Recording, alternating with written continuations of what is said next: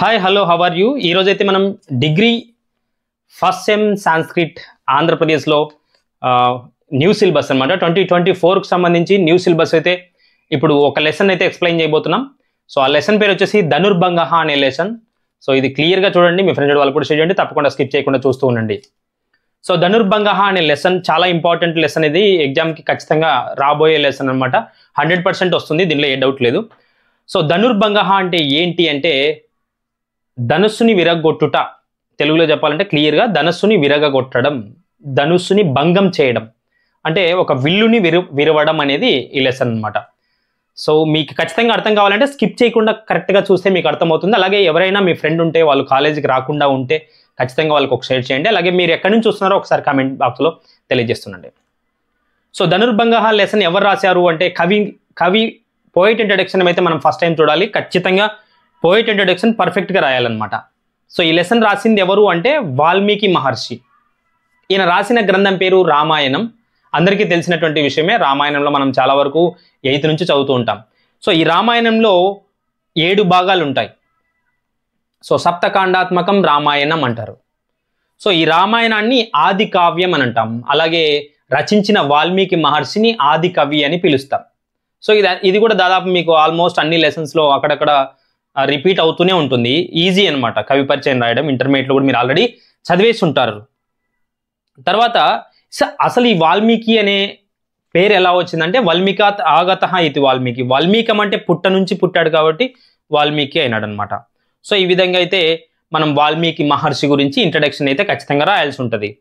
So ఈ lesson వచ్చేసి బాలకాండ 67వ సర్గ నుండి తీసుకోబడుతుంది. బాలకాండ అంటే చిన్నపిల్లలు, ఫస్ట్ స్టార్టింగ్ అనమాట. సప్తకాండాత్మకం రామాయణం 7 భాగాలు ఉన్నాయి కదా, 7 భాగాల్లో ఫస్ట్ భాగమే బాలకాండ అంటాం అనమాట. ఇందులో 24,000 శ్లోక పరిమితమిదం అంటారు. అంటే 24,000 శ్లోకాలు ఉన్నాయంట రామాయణంలో. ఇది బ్రీఫ్గా పోయిట్ ఇంట్రడక్షన్ ఇలా రాస్తే సరిపోతుంది. సో ఇప్పుడు మనం సారాంశంలోకి వెళ్ళిపోదాం. మనం సారాంశం కరెక్ట్గా వినాలి, ఇదే రాసినా కూడా నో ప్రాబ్లం, సరిపోతుంది క్లియర్గా. ఈ లెసన్ అయితే మనం క్లాస్లో ఇంకా ఎక్స్ప్లెయిన్ చేస్తాం, బ్రైట్గా కొంచెం డౌట్స్ క్లారిఫై చేస్తూ వెళ్ళిపోతాం. కాకపోతే ఇక్కడ మనం వీడియోస్ కాబట్టి కరెక్ట్గా ఏదైతే ఉందో ఆ మ్యాటర్ మాత్రమే మనం చెప్తున్నాం. ఓకే, సారాంశంలోకి వెళ్ళినట్టయితే దశరథ మహారాజు ఉంటాడు. అతనికి రామ లక్ష్మణ భరత శత్రుఘ్నులు అనే కొడుకులు ఉంటారు. సో ఇద్దరిని రామ లక్ష్మణుని రాక్షస సంహారం కోసం విశ్వామిత్ర మహర్షి తీసుకుని వెళ్ళడానికి వాళ్ళ నాన్న దగ్గరకు వచ్చి తీసుకుని వెళ్తాడు. అలా తీసుకుని వెళ్ళిన తర్వాత మిథిలా నగరంలో ఉండేటువంటి జనక మహారాజు దగ్గరికి వెళ్తారు ఒకరోజు. ఆ జనక మహారాజు దగ్గరికి ఈ విశ్వామిత్ర మహర్షి తీసుకుని వెళ్తాడు ఇద్దరిని, రాముణ్ణి లక్ష్మణుణ్ణి. తీసుకెళ్తే అక్కడ విశ్వామిత్ర మహర్షి ఆయన శివధనస్సు గురించి అడుగుతాడు అనమాట. సో శివధనస్సు ఈ విధంగా ఉంటుంది, ఈ విధంగా ఉంటుంది అని చెప్తే అప్పుడు శివధనస్సు యొక్క గొప్పదనం గురించి చెప్తాడు. ఎవరు? జనక మహారాజు, అంటే సీత తండ్రి.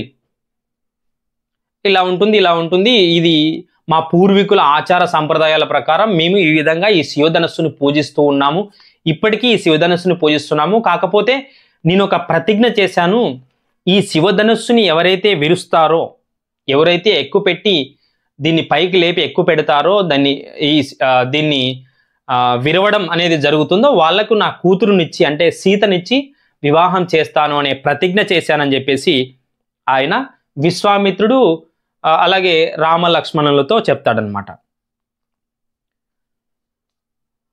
అప్పుడు ఈ రాజు ఏమంటాడంటే దాన్ని తెప్పించండి ఒకసారి చూద్దాము అని అంటాడనమాట. సో దీంతో చాలా మంది అక్కడ ఉండేటువంటి వాళ్ళందరూ కూడా, అక్కడుండే జనక మహారాజు ఏం చెప్తాడంటే సరే అక్కడ ఉండేటువంటి ఆ ధనుస్సు ఉన్నటువంటి పెట్టెని తీసుకురండి అని 5,000 మందిని, బాహుబలిలు అంటే బాగా బలంగా ఉన్నటువంటి 5,000 మంది సైనికుల్ని పంపిస్తాడు. సరే ఆ పెట్టెని తీసుకురాపండి అని చెప్తే జనక మహారాజు చెప్పినట్టుగానే 5,000 మంది ఎంతో బరువుగా ఉంటూ ఎంతో బాధ్యతగా అసలు అలసిపోయిన వాళ్ళే ఆ పెట్టెని తీసుకొని వస్తారు. అది బాగా అలంకరించబడి ఉంటుంది, పువ్వులు వాటితో అంతా కూడా అలంకరించబడి ఉంటుందన్నమాట. వాళ్ళంతా కూడా వెళ్ళి 5,000 మంది తీసుకొని వస్తారు. రాముడికి చూపించారు, ఈ విధంగా చూడండి అని చెప్పేసి. జనకుడు ధనుస్సు గురించి చెప్పారనమాట. ఈ విధంగా మా పూర్వీకులు ఇలా చేశారని కూడా మళ్ళీ ఇంకోసారి ఎక్స్ప్లెయిన్ చేస్తాడు. సో సీత కోసం ఎంతోమంది ఈ ధనస్సును విరవడానికి ప్రయత్నించారు, ఎవ్వరు కూడా ఆ ధనస్సుని కనీసం ఎత్తలేకపోయారు అని చెప్పేసి చెప్తాడనమాట. ఎంతోమంది రాక్షసులు కావచ్చు, దేవతలు కావచ్చు, అందరూ కూడా ఈ ధనస్సుని ఎత్తడానికి ఎంతోమంది ట్రై చేశారు, కాకపోతే ఎవ్వరు కూడా ఈ ధనస్సుని పైకి లేపలేకపోయారు అని చెప్తాడనమాట. కాకపోతే మీరు మానవులు, రాముడు లక్ష్మణుడు అనేవాడు మానవులు కదా, దేవతలకే కాని పని మానవులకి ఎలా అవుతుంది, మరి ఇది సాధ్యమేనా అని అడుగుతాడనమాట. అప్పుడు విశ్వామిత్ర మహర్షి రాముని దగ్గరికి పిలుస్తాడు. రామ ఇటు రా అని చెప్పేసి పిలిచి ఒక్కసారి ఆ ధనుస్సుని చూడు, ఆ పెట్టె తీసి ఆ ధనుస్సు లోపల ఎలా ఉందో చూసి దాన్ని పైకి తీసే ప్రయత్నం చేయని అడుగుతాడనమాట. రాముడు ఇలా చెప్తాడు, ఓ మహర్షి, దీన్ని నేను తాకడానికి ఫస్ట్ ట్రై చేస్తాను, తాకడానికి ఇష్టపడతాను, తర్వాత కదల్చడానికి ప్రయత్నం చేస్తాను, తర్వాత దీన్ని ఎత్తడానికి ప్రయత్నం చేస్తాను అని చెప్పేసి క్లియర్గా ఎక్స్ప్లెయిన్ చేస్తాడు. ఆ విశ్వామిత్ర మహర్షి అలాగే జనక మహారాజు సరే రామ దాన్ని వెత్తడానికి నువ్వు ట్రై చేయొచ్చు అని చెప్పేసి ఆజ్ఞాపిస్తారు. అక్కడ ఉండే సభలో ఉండే వాళ్ళందరూ కూడా చాలా మంది ఉంటారు. అలా పెట్టెలోకి చేయి పెట్టినటువంటి రాముడు సునాయాసంగా ఆ శివధనస్సును పైకి ఎత్తి ఇలా విల్లుని ఇలా అల్లెత్రాడు అంటాం అనమాట. ఇట్లా ఉంటుంది కదా తాడు మాదిరి, దాన్ని అల్లెత్రాడు అంటాం. దాన్ని పట్టుకుని ఇలా వింటినారే అని కూడా అంటాం అనమాట. దాన్ని పట్టుకుని ఇలా లాగితే అది మధ్యలోకి విరిగిపోతుంది. ఆ విరిగిన ఆ శబ్దం ఎలా ఉంటుందంటే సప్త సముద్రాలు ఎగిరిపడినట్టు, భూమి కంపించినట్టు. సో ఈ విధంగా విపరీతమైనటువంటి శబ్దాలతో అక్కడుండేటువంటి సభలో ఉండేటువంటి ప్రజలు కావచ్చు, మంత్రులు కావచ్చు, అందరూ కూడా కళ్ళు తిరిగి పడిపోతారు, అంటే మూర్ఛపోయి పడిపోతారు. అక్కడ ఎవరు మరి అలాగే ఉన్నారంటే జనక మహారాజు, విశ్వామిత్ర మహర్షి, రామ లక్ష్మణులు మాత్రమే అలాగే ఉన్నారు, స్పృహలో ఉన్నారు. కొద్దిసేపటి తర్వాత స్పృహ నుంచి మేల్కొన్నటువంటి వాళ్ళై ప్రజలంతా, రాజులు, ప్రజలు, మంత్రులు అందరూ కూడా మెచ్చుకుంటారు. రాముని గొప్పతనం చూసి ఆశ్చర్యపోతారు.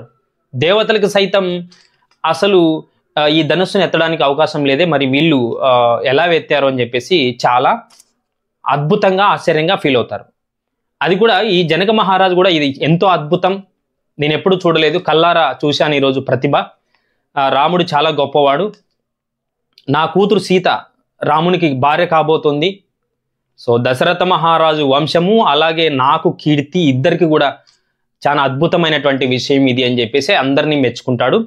అక్కడుండే వాళ్ళందరినీ కూడా అందరు ఎదురుగానే సీతని ఇక్కడ రామునికి ఇచ్చి వివాహం చేస్తానని చెప్తాడు. సో ఇలా చెప్పిన తర్వాత అక్కడే ఉండేటువంటి వాళ్ళని పిలిచి ఆ పత్రికలు వేయించండి, పత్రికలు వేయించిన తర్వాత మర్యాద పూర్వకంగా దశరథ మహారాజుకి మొదటి పత్రికను పంపించండి, మనము ఇలా అల్లుని చేసుకోబోతున్నాము, శ్రీరాముని అల్లునిగా నేను స్వీకరిస్తున్నాను, ఎందుకంటే ఆయన శివధనుస్సుని విరిచాడు అని చెప్పేసి ఆయనకి మంత్రుల ద్వారా, మధ్య వ్యక్తుల ద్వారా పత్రికల్ని పంపించడం జరుగుతుంది ఎవరికి, దశరథ మహారాజుకి. సో ఈ విధంగా దశరథ మహారాజుకి కోడలవుతుంది సీత, అలాగే రాముడికి భార్య అవుతుంది సీత. సో ఈ విధంగా శివధనుర్భంగం అనే లెసన్ అయితే అద్భుతంగా రామాయణంలో ఈ మహర్షి వాల్మీకి ఎంతో అద్భుతంగా రాశాడు. సో ఇది శివ ధనుర్భంగం అని తెలుగులో అంటారు, ఇక్కడ సాంస్క్రిట్లో ధనుర్భంగ అని అంటారు అనమాట. ఓకే, నచ్చినట్లయితే లైక్ చేయండి, మీ ఫ్రెండ్ వాళ్ళు కూడా షేర్ చేయండి, తప్పకుండా స్కిప్ చేయకుండా చూస్తూ ఉండండి.